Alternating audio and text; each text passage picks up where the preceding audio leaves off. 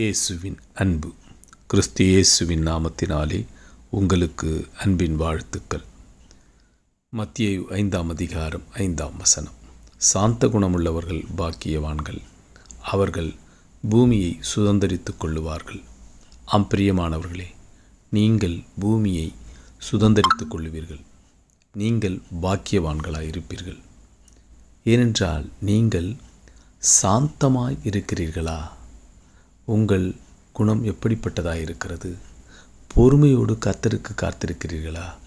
இல்லை, உங்களுக்கு ஏற்படும் துன்பத்திற்கும் வஞ்சகத்திற்கும் விரோதத்திற்கும் நீங்கள் அவர்களுக்கு திரும்ப அதற்கு தக்கதாய் செய்கிறீர்களா? இல்லை, எல்லாவற்றுக்கும் கர்த்தரிடத்தில் முறையிட்டு சாந்தத்தோடு மன ரம்யத்தோடு பொறுமையோடு கூட கர்த்தரிடத்தில் முறையிடுகிறீர்களா? பொறுமையோடு கூட அவரிடத்தில் திரும்ப அன்பு செலுத்துகிறீர்களா? நீங்கள் பாக்கியவான்களாயிருப்பீர்கள். கர்த்தர் உங்களோடு கூட இருக்கிறார்.